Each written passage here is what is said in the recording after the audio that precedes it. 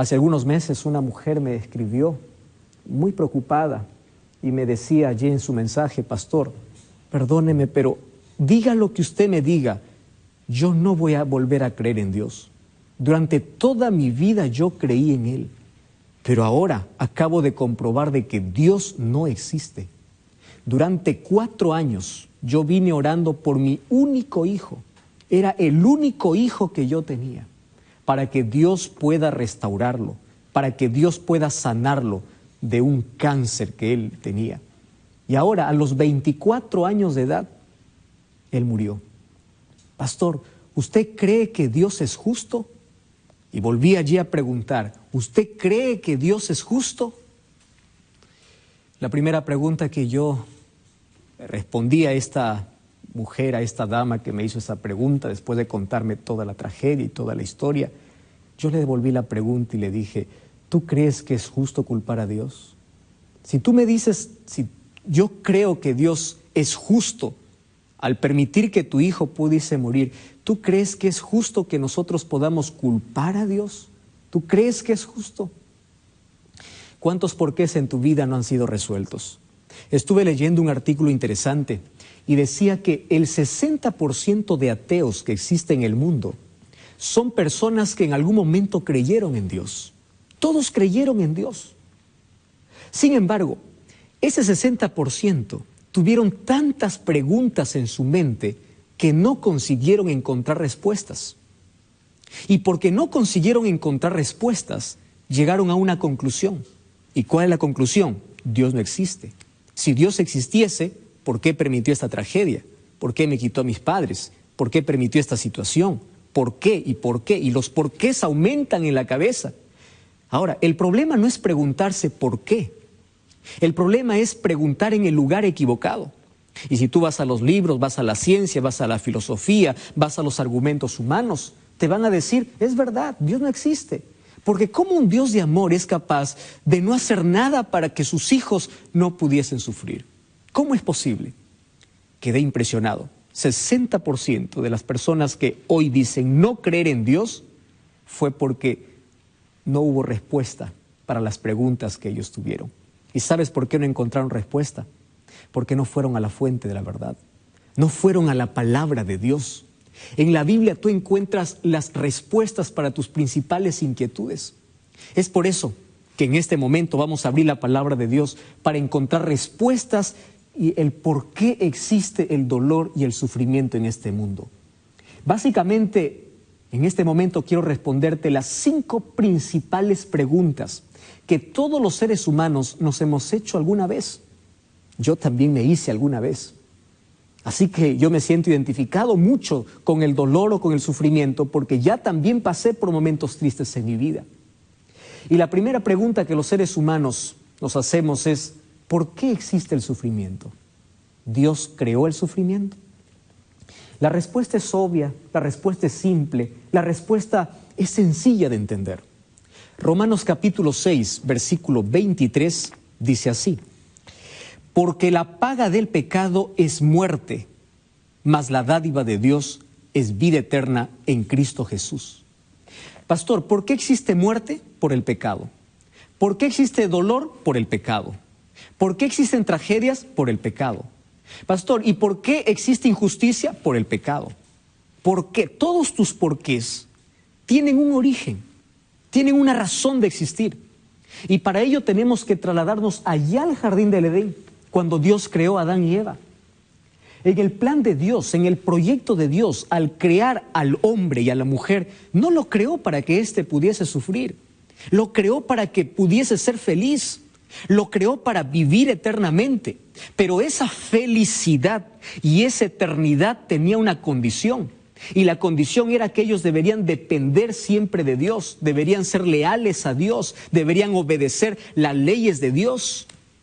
Y Dios allí probó su lealtad. Allí puso en medio del huerto, en medio del jardín del Edén, un árbol. Y dijo: no toquéis, no os acerquéis, no tomen de este fruto, porque el día que ustedes coman, de cierto van a morir. Y tú sabes toda la historia, ya lo hemos hablado muchas veces.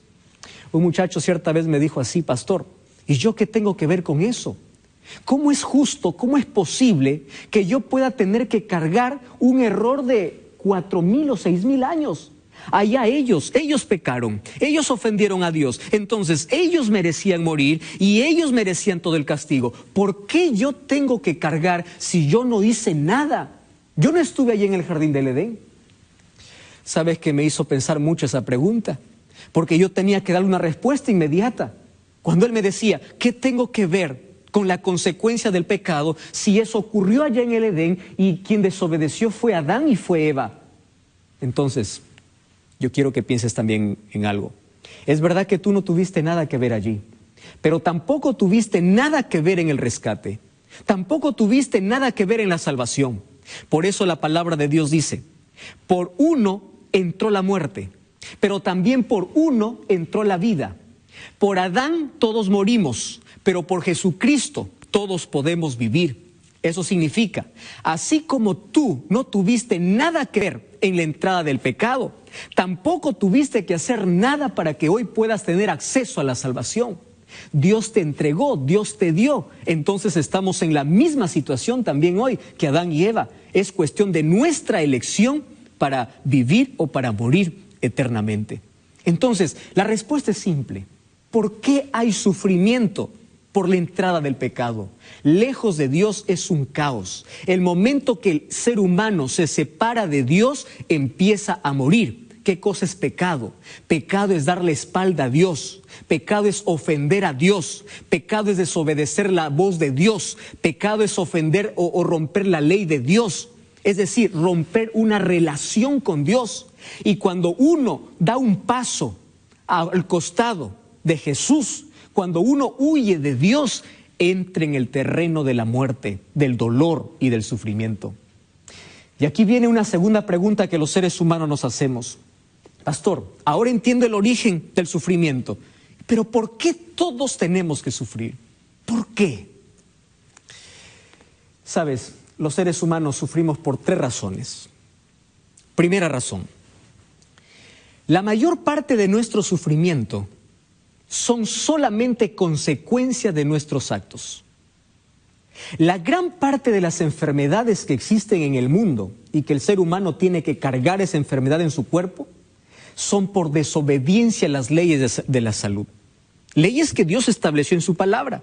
Leyes de alimentación, leyes de hábito, leyes de estilo de vida, etc. Tú sabes que hay cosas que te hacen daño, pero tú sigues consumiendo.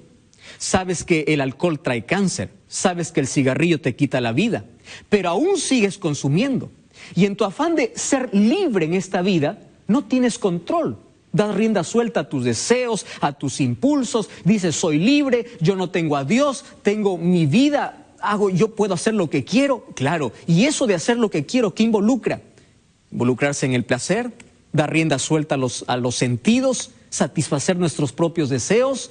Y dime, ¿dónde terminamos? ¿Acaso no terminamos cosechando aquellas cosas que nosotros sembramos en la vida? Y finalmente, ¿quién es el culpable? Culpamos a Dios. Tú eres el culpable del cáncer. Nunca decimos, yo soy el culpable por tener una mala alimentación. Dios es el culpable de las tragedias. Nunca decimos, yo porque destruyo el medio ambiente.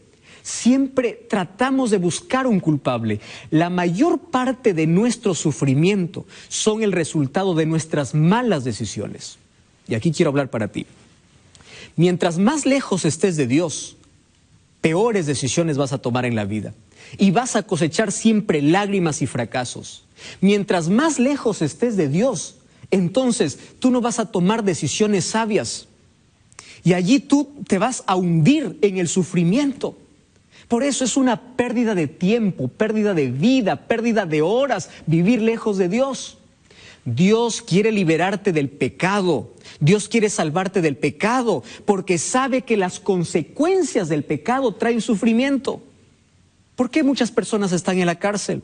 ¿Por qué muchas personas están con cáncer? ¿Por qué muchas personas están sufriendo? Solamente cosechan el resultado de aquellas cosas que siembran o que sembramos en la vida.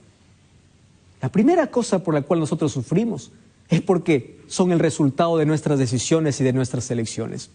La segunda razón por la cual nosotros sufrimos, o porque el sufrimiento toca la vida del ser humano, es porque aquí en la tierra hay un enemigo de Dios que se deleita en hacernos sufrir.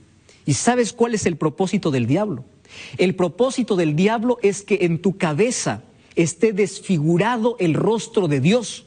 El diablo quiere que tú mires al cielo y digas así: tú eres un Dios malo, tú eres un Dios injusto. ¿Por qué los niños mueren? ¿Por qué hay tempestades? ¿Por qué hay inundaciones? ¿Por qué la gente la gente buena muere y por qué la gente mala sigue viva? Entonces en tu cabeza se crea un concepto equivocado de Dios. Y el diablo aplaude cuando tú dices: ya no creo en Dios, ya no voy a seguir a Dios, reniegas contra Dios y te levantas y te sublevas contra Dios. El diablo aplaude y dice: lo logré. ¿Por qué? Porque el sufrimiento te llevó a cuestiones y esas preguntas no tuvieron respuestas porque no fuiste a la palabra de Dios. Entonces el diablo se deleita en hacer sufrir al ser humano con un propósito: para desfigurar el carácter de Dios. El diablo quiere que tú pienses que Dios es malo, que Dios es injusto, que hace sufrir al inocente. Eso es lo que quiere hacer el diablo. Y número 3, sufrimos porque hay pecado. Mientras exista pecado en el mundo, siempre habrá dolor y siempre habrá sufrimiento. Hay una tercera pregunta: ¿por qué las personas buenas sufren? ¿Acaso Dios no puede levantar una barrera de protección para sus hijos? Entonces quiero explicarte algo. Tenemos que nosotros analizar esta noche qué cosas Dios prometió y qué cosas Dios no prometió. Porque muchas veces nosotros vamos a Dios a reclamarle cosas que Él nunca nos dijo. Para ver qué cosa Dios no prometió, mira lo que dice el libro de Salmos, capítulo 34, versículo 19. Cuando a mí me hacen la pregunta: ¿por qué la gente buena sufre? Yo gusto leer de este texto. Dice así: muchas son las aflicciones del justo. ¿Te das cuenta de lo que está diciendo la Biblia? Quiere decir que el hombre justo, la persona íntegra, la persona fiel a Dios, no está excluida del sufrimiento. Muchas son sus aflicciones, pero también dice: de todas ellas Dios las librará. Versículos anteriores dice: cercano está Jehová a los quebrantados de corazón. Y el versículo 17 dice: claman los justos y Jehová los oye y los libra de todas sus angustias, de todos sus problemas. ¿Esto qué significa? Dios nunca prometió que mientras estés en el mundo, el sufrimiento no va a tocar tu vida. Jesús dijo: en el mundo tendréis aflicción, pero confiad, yo he vencido al mundo. Cuando tú escuches a alguna iglesia, algún predicador que viene y te dice: desde el momento que aceptas a Jesús, tú no vas a tener problemas, aquí paras de sufrir, de hoy en adelante vas a vivir solo en prosperidad, recuérdale que Jesús nunca nos prometió aquí en la tierra vivir sin problemas. Porque aquí en la tierra hay pecado y la consecuencia del pecado es el dolor y es el sufrimiento y es la muerte. Mientras estemos aquí vamos a sufrir. Es por eso que en San Juan 14:1 dijo: no se turbe vuestro corazón, porque yo voy a la casa de mi Padre y en esas moradas no habrán más dolor. Pero mientras vivamos aquí en la tierra, los buenos y los malos van a sufrir, los justos y los injustos van a sufrir, los inocentes van a morir, porque aquí en la tierra está llena de pecado. Ahora viene otra pregunta: pastor, entonces, ¿cuál es la ventaja de creer en Dios? Si yo voy a sufrir igual. Cierto hombre que tenía una grande embarcación preguntó a un cristiano y le dijo: ¿y tú por qué sirves a Dios? Si te da bien en todo, eres buen comerciante, tienes dinero, tienes familia, todo te va bien, ¿por qué sirves a Dios? No tiene necesidad de Dios. Este cristiano le pregunta a este piloto, porque él piloteaba allí una nave, y le dice: ¿y tú por qué tienes un ancla? ¿Por qué tienes un bote salvavidas? ¿No ves que el tiempo está bueno? Y el piloto le dice: no, es que nadie sabe que se va a despertar una tempestad. Entonces allí el salvavidas es mi única salvación. El cristiano le responde así: Dios es así para mí. Ahora estoy en buen momento, pero ¿por qué yo sirvo y amo a Dios? Porque en las tempestades de la vida yo sé a dónde correr, yo sé a dónde ir. David decía: Dios es nuestro amparo y fortaleza, es nuestro pronto auxilio en las tribulaciones. ¿A dónde corres si no tienes a Dios? ¿A dónde corres? Dime, ¿a dónde te vas? Una cosa es sufrir con Dios y otra cosa es sufrir sin Dios. Una persona que no tiene a Dios en el corazón, ante los problemas se enloquece. Ante las dificultades busca la muerte, la gente se suicida. Pero cuando una persona tiene a Dios en el corazón, puede perder el trabajo, pero cuando llega la noche se va a descansar y duerme confiado de que Dios va a proveer todas sus necesidades. Cuando una persona tiene a Dios y pierde un ser querido, llora, sí llora. Claro que llora, porque la ida de un ser querido nos causa dolor. Pero Pablo decía, ustedes deben llorar como aquellos que tienen esperanza, no como aquellos que no tienen esperanza. ¿Qué significa tener esperanza? Que hoy yo entierro a mi ser querido, pero sé que cuando Cristo regrese, esa persona va a resucitar y allí no habrá más despedidas, no habrá más dolor, no habrá más muerte, no habrá más lágrimas. Esa es nuestra mayor esperanza. Entonces, querido, vale la pena ser fiel a Dios. Mira, el diablo manda el sufrimiento con un propósito, para destruir al ser humano y para que el ser humano pueda tener un rostro desfigurado de Dios en su vida. Pero Dios puede cambiar ese sufrimiento y puede usarlo con un buen propósito. A través del sufrimiento, Dios permite que toque nuestra vida porque allí pule nuestro carácter. Allí nos enseña a depender de Dios. Allí nos enseña a ser humildes. ¿Tú sabes que no existen milagros si primero no hay problemas? ¿Sabías eso? Dios quiere mostrar su poder en tu vida. Dios permitió que Daniel fuese a un foso de leones. Dios permitió, pero Dios le acompañó en medio del foso de leones. Dios permitió que los 3 amigos de Daniel entrasen a un horno de fuego. Eso es dolor, eso es sufrimiento, eso es injusticia. No es injusticia. Dios los acompañó y de allí hizo un milagro. Los problemas nos dicen a quién servimos y a quién tenemos en el corazón. ¿Sabes que los seres humanos reaccionamos de manera diferente? Job, ante el sufrimiento, adoró a Dios y la esposa maldijo a Dios. Es allí donde nuestro corazón revela el verdadero carácter. Y es allí donde Dios puede usar ese carácter deformado por el pecado para pulirlo. Cierto pastor fue a preguntar a un joyero y le dijo, ¿cómo sé yo que el oro es puro? Y aquel joyero le dijo, ¿quieres saber cuándo el oro es puro? Cuando tú agarras el oro y ves que tu rostro se refleja en el oro.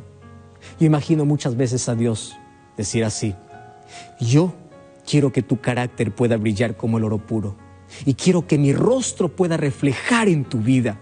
Es por eso que las dificultades, las tribulaciones, los problemas, el sufrimiento en la vida, algún momento va a tocar tu corazón. Pero yo voy a estar contigo. Yo estaré siempre a tu lado. Y sabes una cosa, Dios comprende tu sufrimiento porque Él sufrió. Estás llorando en la vida. Jesús lloró también. Estás sufriendo una injusticia en la vida. Jesús fue tratado injustamente. Eres calumniado en la vida, Jesús fue calumniado. Todo tu dolor, Jesús ya lo experimentó. Es por eso que en este momento quiere darte un abrazo y quiere decirte, conozco tu dolor. Mientras estés aquí en la tierra, vas a sufrir, pero yo voy a estar contigo. Pero un día, yo vendré para llevarte a un lugar donde no existirá más lágrimas ni más sufrimiento. ¿Quieres orar conmigo? Querido Dios, toma mi corazón. Aquí yo puedo sufrir por el pecado. Hay lágrimas de dolor por las tragedias, por la injusticia y por todo lo que estoy pasando. Mas yo confío en ti. Quiero que me des fortaleza en este momento difícil. Y sueño con aquella maravillosa esperanza de verte regresar pronto para que pongas fin al pecado, al dolor, a la muerte y a sus consecuencias, porque quiero vivir contigo por la eternidad, en ese lugar donde no habrá más motivos para llorar. Me entrego a ti en el nombre de Jesús. Amén. Gracias por acompañarme en este programa. Recuerda que la verdad te da libertad y te prepara para la eternidad. Gracias una vez más allí por estar viendo este programa. Estamos listos para poder dialogar hoy sobre este tema tan importante. Hace algún tiempo, Adriana, una señorita de 27 años, me contó el conflicto que vivía en casa. No era un conflicto armado, sin embargo, era un conflicto donde ella experimentaba en carne propia una guerra diaria. Cuando tenía 18 años, ella conoció un muchacho y de una manera apresurada se casó, aun cuando los padres de ella no estaban de acuerdo. Ella fue en contra de la voluntad de los padres, porque el muchacho tenía un problema serio, y es que él tenía el vicio del alcohol y también consumía drogas. Y ella se fue en contra de todo lo que los demás decían, y ella dijo, me caso, y se casó. No pasó mucho tiempo, ella se dio cuenta de que había cometido un error allí en la elección, pero era demasiado tarde. Mucho más porque ella quedó embarazada, y allí comenzó el mayor problema, porque él quería que ella pueda abortar a aquel niño, y para hacerlo lo pateaba a ella, y es más, hizo que ella pueda cometer el aborto. Eso fue algo muy triste en la vida de ella, y ella escribía y decía, usted no sabe el conflicto y la guerra que está en casa. Somos dos enemigos durmiendo o viviendo bajo la misma casa y durmiendo en la misma cama. Dos enemigos que duermen juntos. No es un conflicto armado, mas este es el conflicto que se vive y se sufre en silencio y se muere lentamente todos los días. Y hay millones de personas que están envueltos en diversos tipos de conflictos. Más hoy quiero hablarte de una guerra mayor. Una guerra que comenzó en el cielo y que continúa aquí en la tierra. Cuando voy al libro de Apocalipsis capítulo 12, versículo 7, dice así, versículo 7. Después hubo una grande batalla en el cielo, hubo una guerra. Tú puedes decir, ¿cómo es posible? Si el cielo es un lugar de paz, un lugar de amor. Sí, ahí comenzó una guerra. Miguel y sus ángeles luchaban contra el dragón y luchaba el dragón y sus ángeles. Pero no prevalecieron ni se halló ya lugar para ellos en el cielo. Y fue lanzado fuera el gran dragón, la serpiente antigua que se llama Diablo y Satanás, el cual engaña al mundo entero, fue arrojado a la tierra y sus ángeles fueron arrojados con él. Es increíble, pero la primera batalla comenzó allá en el cielo. El nombre de Miguel es el título de Cristo cuando entra para pelear, ya sea para defender a sus hijos o ya sea para esta guerra que comenzó allí en el cielo. ¿Y por qué se produjo esa guerra? La lucha era por un trono. Fíjate una cosa lo que te estoy diciendo. Dios no creó a Satanás, Dios creó ángeles perfectos. ¿Cómo entró el pecado? Es un misterio. No podemos entender cómo un corazón puro pudo haber sido manchado por el pecado. Pero la Biblia nos revela cuál fue el problema, cómo este ángel perfecto, un querubín creado por Dios perfecto, un día anheló el trono de Dios. Su orgullo lo llevó tan lejos, a tal punto de rebelarse y a tal punto de hacer la primera guerra en el cielo. Y en esa guerra, este enemigo, quien se convirtió en enemigo, ahora fue echado de allá. Una pregunta que por allí surge es, ¿por qué Dios, si sabía que él iba a hacer tanto daño, por qué no lo destruyó inmediatamente? ¿Por qué solamente lo echó, lo botó del cielo? La respuesta es muy simple. Dios había creado a tantos seres en el universo, seres inteligentes, y todos ellos adoran a Dios por propia voluntad. Dios no creó robots, Dios los creó a todos con libre albedrío. Ahora, ¿qué hubiese sucedido si Dios hubiera matado a Satanás inmediatamente? En el universo hubiese quedado la duda de que las acusaciones del enemigo eran razonables y el carácter de Dios quedaría manchado. Y los otros seres ya no obedecerían a Dios por amor. Entonces Dios determinó que en el tiempo se pueda ver quién es el carácter de quién. Porque Satanás quiso desfigurar el carácter de Dios, diciendo que Dios es cruel, Dios es malo. Mas en el tiempo ya está claro para el universo que quien es malo y cruel no es Dios, sino es Satanás. Ahora, este conflicto comenzó allí por un trono. Mira lo que dice el libro de Isaías capítulo 14, versículo 12 al versículo 14. Isaías capítulo 14, versículo 12. Dice así, ¿cómo caíste del cielo, oh lucero, hijo de la mañana? Cortado fuiste por tierra, tú que debilitabas a las naciones, tú que decías en tu corazón, subiré al cielo, en lo alto junto a las estrellas de Dios, levantaré mi trono. El diablo siempre quiso la adoración, porque quien está en el trono es adorado. Entonces, él dijo, yo quiero el trono, yo quiero ser adorado. Y el orgullo convirtió ángeles en demonios y cerró las puertas del cielo. Quiero que preste atención. Un día cuando él no alcanzó el trono porque perdió la batalla, fue lanzado a la tierra, fue y vendió esa misma idea a Adán y Eva. ¿Qué cosa les dijo? Ustedes serán como dioses. En otras palabras, saquen a Dios de su vida y ustedes pueden adorarse a sí mismos. Ustedes no necesitan de Dios. Y el ser humano aceptó la propuesta diabólica. En otras palabras, sacar a Dios del trono de su vida. Que Dios no controle su vida. Ellos decidieron no más obedecer a Dios y ellos tener el control. Satanás es astuto y hoy está vendiendo esa idea. Tú puedes solo. Tú puedes vivir solo sin Dios. Tú no necesitas de Dios. Lo que necesitas es dinero. Lo que necesitas es placer. Lo que necesitas es otra cosa, menos a Dios. Saca a Dios del trono. Esa fue la idea de Satanás. Ahora, ¿qué sucede? El ser humano aceptó su propuesta, sacó a Dios del trono de su vida y el mundo cayó en un caos. Entonces, ahora hay enfermedad, hay muertes, hay tragedias. ¿Quién es el culpable? El culpable es Dios. El culpable es el ser humano que sacó a Dios de su vida y se convirtió en un ser cruel y paga las consecuencias. Pero no, Satanás quiere seguir destruyendo, quiere seguir acabando con la imagen perfecta de Dios. Por eso es que acusa a Dios. Ahora, lo que dijo para Adán y Eva es, ustedes no necesitan de él, ustedes serán como dioses. Y ahí está el problema. Tú sabes que la mayor lucha, la mayor batalla de este mundo hoy se vive en cada corazón. Cuando hablo de corazón estoy hablando de mente. En tu mente se disputa todos los días la batalla de quién está en el trono, es decir, quién está al control de tu vida. Tú puedes decir, yo hago con mi vida lo que quiero, nadie está al control de mi vida. No, existen dos poderes en este mundo luchando por tu vida, luchando por tus decisiones, luchando por tu destino, luchando por ti. Ahora, eres tú quien decides de qué lado luchar.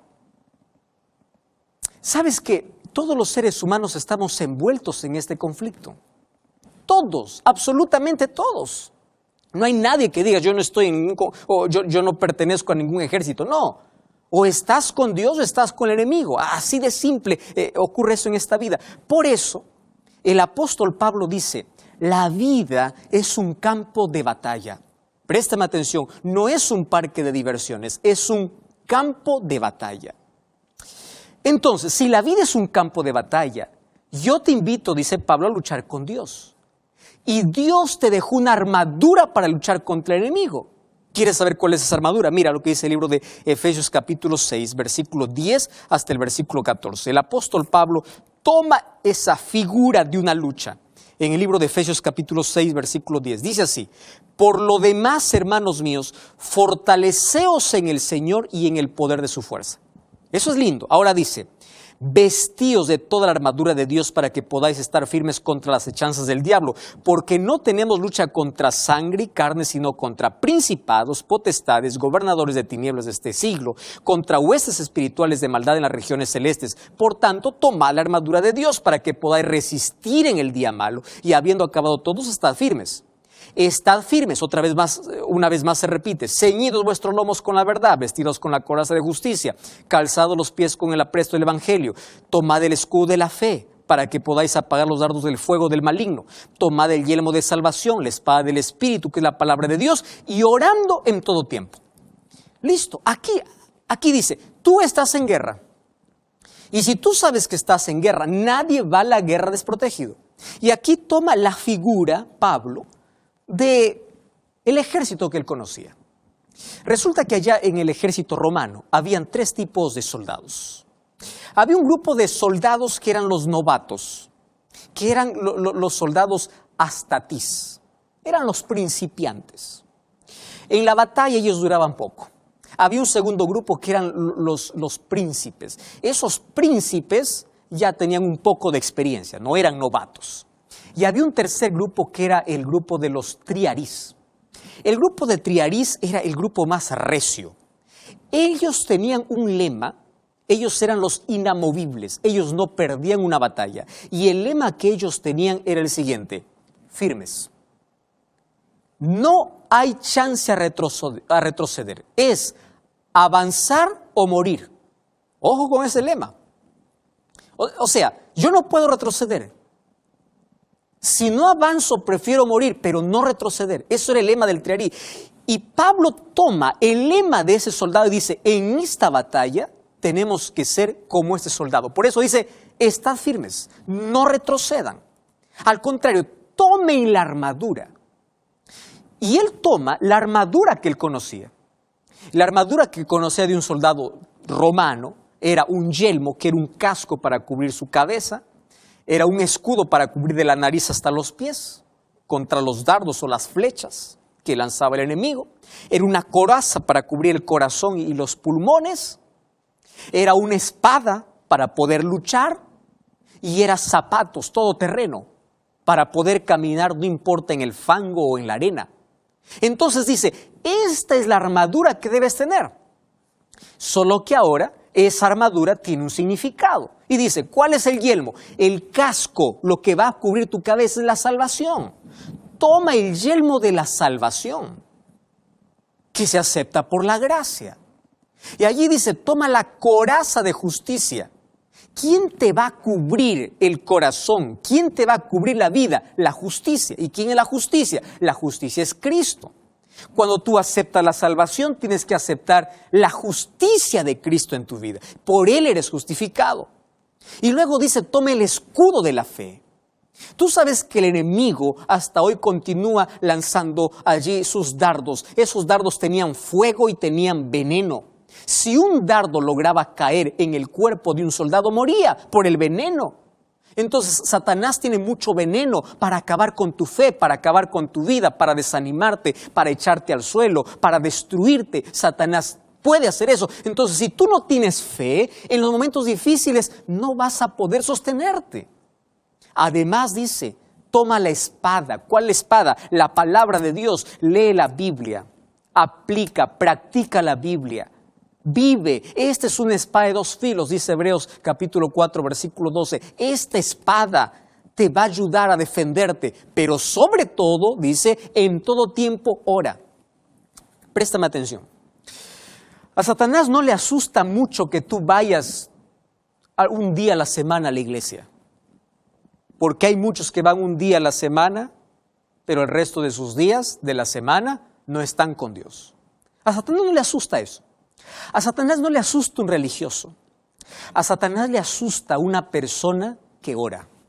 Préstame atención. Es por eso que difícilmente el ser humano encuentra tiempo para orar. ¿Por qué? Tiene una agenda recargada, prefiere redes sociales, prefiere mirar una película, prefiere cualquier otra cosa menos orar. Satanás sabe que si tú oras, tú tienes poder, porque te aferras a Cristo, y él tiene miedo a Cristo, porque Cristo lo derrotó varias veces. Tú y yo luchamos contra un enemigo vencido. Cristo lo venció. Ahora, lo que quiere Satanás para destruirte es alejarte de Cristo. Y cuando consigue alejarte de Cristo, entonces tú te conviertes en un juguete del diablo. El diablo puede hacer lo que quiere. Por eso el apóstol Pablo dice, no te olvides, el yelmo, la coraza, el escudo, la espada, los zapatos, que es el evangelio, que tú mientras vas, caminas, tienes que proclamar. Pero no te olvides de orar, orando en todo tiempo. Tú sabes que el ejército de Satanás tiembla cuando ve un cristiano de rodillas. Entonces, ¿quieres ser victorioso? Yo escucho personas, pastor, parece que el diablo está cerca, el diablo me ataca. Toma el escudo, toma la palabra, pero ora. ¿Quieres ver al diablo huir? Ora. Ahí está el secreto de la vida para poder vencer. Ahora, préstame atención. Tú no vas a vencer este conflicto con tus fuerzas. No. Lo vas a vencer en Cristo. Romanos capítulo 8, versículo 37 dice, porque en Cristo somos más que vencedores. Somos más que vencedores por aquel que nos amó. Y cuando voy al libro de Santiago capítulo 4, versículo 7 dice así, someteos pues a Dios, resistid al diablo y él huirá de vosotros. Préstame atención aquí. No existe un ser humano que pueda vencer en este conflicto con su propia fuerza, su educación, su riqueza o poder. No existe. Tú solamente puedes ser victorioso en Jesús. Pero tu parte es tomar la armadura. Dios no va a hacer por ti lo que tú tienes que hacer. Toma la armadura y sobre todo, si quieres saborear la victoria todos los días, sométete a Dios. Cuando Satanás te ve al lado de Jesús, Él no te toca. Él no puede vencerte, porque Cristo lo venció varias veces. Lo venció. Él está vencido y Él tiembla. Por eso que quiere separarte de Cristo. Pablo dice, la lucha que tú tienes no es contra carne y sangre. Es contra una organización diabólica que tiene que ver con principados, con potestades, con todo. Ahora, no tengas miedo en este conflicto si sabes de parte de quién peleas. Hace algún tiempo, una persona me contó su historia y decía, pastor, yo viví de todo, experimenté de todo en la vida, alcohol, droga, sexo ilícito, hice tantas cosas equivocadas, pero no tenía paz y tenía mucho miedo al futuro. Un día yo vi con mis propios ojos que mi amigo en un accidente falleció. Eso me dio mucho miedo y dije yo, ¿qué voy a hacer? Si yo muero hoy, yo estoy perdido y yo sé que yo tengo que estar en los brazos de Jesús. Así que tomé la decisión y volví a los brazos de Jesús. Ahora, pastor, yo tengo paz y ya no tengo miedo, pero parece que todo me va mal. A veces quiero desistir. Y yo le digo, esa es la lucha. Antes tenías todo, pero no tenías paz. Ahora tienes paz y parece que no tienes nada, porque el conflicto es real. Es real. Y quiero darte una buena noticia. Este conflicto está llegando a su final. Y el enemigo vencido será en breve destruido. Pero no solamente él, sino todos los que lucharon a su lado. Por eso no luches al lado del enemigo, lucha en contra de él. Ahora yo te invito en el nombre de Jesús a tomar la armadura y en este conflicto a no desistir. Estoy hablando para ti que estás desanimado. Estoy hablando para ti que estás renunciando a la fe. Estoy hablando para ti que dejaste de ir a la iglesia por una crítica, porque alguien te ofendió. Estás en un conflicto, ¿lo entiendes? Estoy hablando para ti que estás sin fuerzas. Hoy no estudiaste la Biblia, hoy no oraste. Estás a punto de abandonar todo. ¿Por qué? ¿Te olvidaste que estás en una guerra? ¿Te olvidaste que cuando estás cansado debes correr los brazos de tu capitán? ¿Te olvidaste que en este conflicto tú puedes saborear la victoria si te aferras de Cristo? Por eso la Biblia dice, someteos a Dios, aférrate a Dios, refúgiate en Dios, corre a Dios y el diablo huirá. Tú no puedes hacer con tus fuerzas, mas lo puedes hacer en el nombre del Señor. Levanta la cabeza, tienes un enemigo vencido. ¿Quieres luchar contra él? Cierra tus ojos, vamos a orar. Querido Dios, hay personas que están sufriendo, hay personas que están luchando, hay personas que no entienden el porqué de lo que está sucediendo, mas hoy comprendemos que estamos en un conflicto. Y queremos que, por favor, tú nos ayudes a tomar toda aquella armadura para luchar, pero nuestra mayor defensa pueda ser Cristo. Por eso volvemos a ti, corremos a tus brazos, nos levantamos. Si estamos a punto de desistir, volvemos nuevamente a ti, porque queremos ser victoriosos y la victoria nos da Cristo Jesús.